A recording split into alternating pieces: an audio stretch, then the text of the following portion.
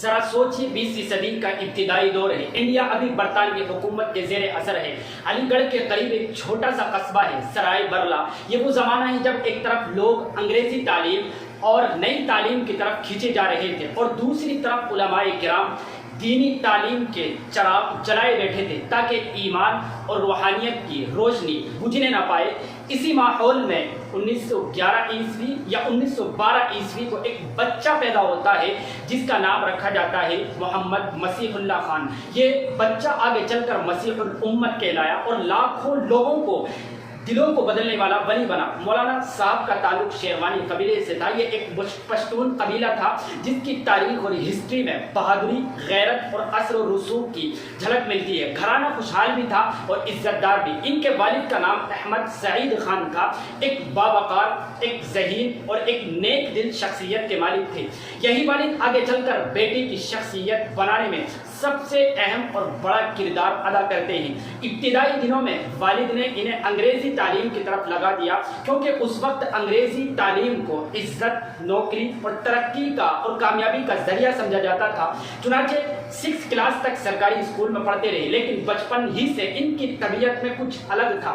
دوسرے بچوں کی طرح کھیل کود اور شرارتوں سے زیادہ انہیں نماز، اذکار اور دینی باتوں میں بڑا مزہ آتا تھا۔ آہستہ آہستہ ان کا دل دنیاوی تعلیم سے ہٹنے لگا اور اسکول کے ماحول سے بددل ہو گئے۔ جب والد کو اندازہ ہوا کہ بچہ دین کے لیے ہی بنا ہے تو انہوں نے اجازت دی کہ اب دینی تعلیم حاصل کریں۔ یہ وہ لمحہ تھا جہاں سے ایک نئی زندگی کی شروعات ہونے والی تھی۔ سب سے پہلے انہوں نے قاری عبداللہ شاہ سے قرآن پاک پڑھا، پھر میاں جی عبد الرحمن صاحب سے فارسی کی شروع کی تعلیم حاصل کی، کیونکہ اس دور میں فارسی کی تعلیم حاصل کرنا لازم سمجھا جاتا تھا، ضروری سمجھا جاتا تھا، کیونکہ دینی کتابیں زیادہ تر فارسی اور عربی ہی میں تھی۔ اس کے بعد علی گڑھ کے قریب ہی اپنے علاقے کے مدرسہ اسلامیہ برلا میں انہوں نے شرح جامی تک کا سلیبس کمپلیٹ کر لیا۔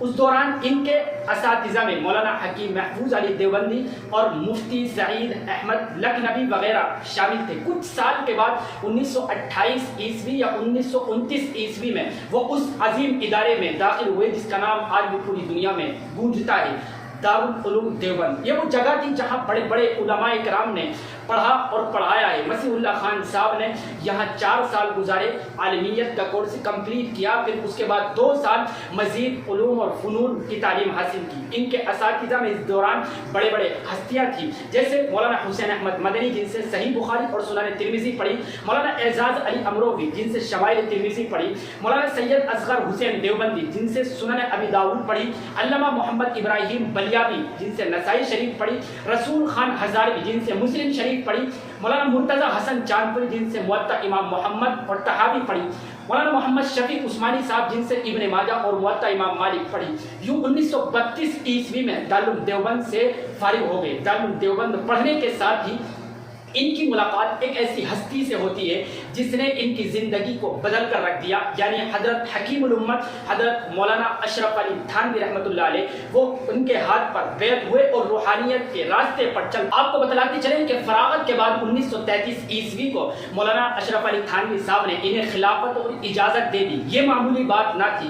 حضرت تھانوی کے صرف 11 خاص خلفاء تھے جن پر انہیں سب سے زیادہ اعتماد تھا۔ ان 11 میں دوسرا نام حضرت مولانا مسیح اللہ خان صاحب کا تھا۔ یہی وجہ ہے کہ بعض اوقات حضرت تھانوی اپنے مریدین کو براہ راست مسیح اللہ خان صاحب کے پاس بھیج دیتے کہ جا کر ان سے تربیت لے لو۔ 1938 یا 39 عیسوی میں اپنے شیخ کی ہدایت پر یہ جلال آباد ڈسٹرکٹ مظفر نگر موجودہ شاملی چلے گئے۔ وہاں ایک چھوٹا سا مدرسہ تھا، مدرسہ مفتاح العلوم جلال آباد۔ صرف 2 کمروں کا یہ مدرسہ تھا، لیکن یہ 2 کمرے ان کے اخلاص اور محنت کی برکت سے ایک بڑے ادارے اور بڑی درسگاہ میں بدل گئے۔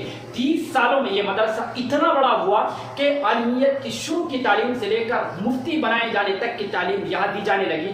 یہاں انہوں نے دن کو پڑھانا اور رات کو اصلاح نفس کا کام شروع کیا۔ بزرگوں کا طریقہ یہی ہوتا ہے، علم بھی بانٹتے ہیں اور دلوں کو بھی سنوارتے ہیں۔ پڑھنے پڑھانے کے ساتھ انہوں نے خانقاہ بھی بنا لی۔ یہ خانقاہ جلال آباد میں روحانیت کا ایک مرکز بن گئی۔ ہر جمعے کو عام بیان ہوتا، ہر پیر اور جمعرات کو خاص محفلیں اور خاص تربیتی نشست لگتی۔ لوگ دور دور سے آ کر بیعت کرتے، اپنی اصلاح لیتے اور اپنے دلوں کو صاف کرنے کا کام کرتے۔ یہاں تک کہ ان کے اپنے استاد یعنی مسیح اللہ خان صاحب کے اپنے استاد مفتی سعید احمد لکھنوی بھی حضرت تھانوی کی وفات کے بعد انہی کے ہاتھ پر بیعت ہو گئے۔ یہ اس بات کی دلیل ہے کہ کس درجے کے مرد کامل تھے۔ اگرچہ پڑھانا اور تربیت نے زیادہ وقت لے لیا، لیکن پھر بھی آپ کو بتلا دیں کہ کچھ یادگار کتابیں آپ چھوڑ گئے، جیسے شریعت و تصوف ان کی مشہور کتاب ہے، جس میں بتایا ہے کہ شریعت اور تصوف الگ نہیں ہے بلکہ ایک ہی حقیقت کے دو پہلو ہیں۔ فضل الباری فی درس البخاری، صحیح بخاری کے ان کے ان سبقوں کو، یعنی ان کے کلاس میں جو کہی ہوئی بات تھی، ان کے شاگردوں نے 5 جلدوں میں مرتب کیا۔ ان کے ملفوظات اور بیانات بھی بڑی تعداد میں پبلش ہوئے۔ ایک استاذ کی پہچان ان کے شاگرد سے ہوتی ہے۔ ان کے شاگرد دنیا بھر میں دین کی خدمات انجام دے رہے ہیں، جیسے مشہور نام ہے مولانا سلیم اللہ خان صاحب کراچی، وفاق المدارس کے صدر، علامہ رفیق احمد بھیسانوی، مولانا مفتی نصیر احمد، مولانا محمد یاسین، مولانا عقیل الرحمان، مولانا مفتی مہربان علی اور حضرت مولانا مفتی شعیب اللہ خان بنگلور۔ ان شاگردوں نے اپنے اپنے علاقوں میں وہی چراغ جلائے جو ان کے ٹیچر نے جلال آباد میں جلایا تھا۔ طویل عرصے تک، یعنی لمبے زمانے تک پڑھانے اور خانقاہی فیضان بانٹنے کے بعد 1986 یا 87 عیسوی میں انہوں نے مدرسے کی پوری ذمہ داری اپنے بیٹے مولانا صفی اللہ خان کو دے دی۔ خود صرف بخاری شریف کے پڑھانے میں مصروف رہے اور زیادہ وقت خانقاہ کو دینے لگے۔ آخرکار وہ دن بھی آیا کہ 13 نومبر 1992 عیسوی کو جمعرات کے دن اس دنیا سے رخصت ہو گئے۔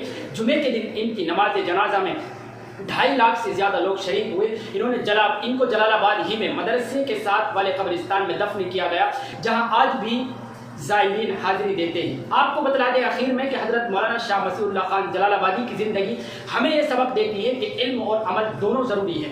روحانیت اور شریعت ایک ساتھ چلتے ہیں۔ اخلاص کے ساتھ کام کیا جائے تو 2 کمروں کا مدرسہ بھی ایک عالمی درسگاہ اور ادارہ بن سکتا ہے۔ اصل کمال اپنے شاگردوں کو سنوارنا ہے اور تربیت دینا ہے تاکہ وہ آگے دین کی خدمت کریں۔ یہی وجہ ہے کہ لوگ انہیں مسیح الامت کہتے ہیں۔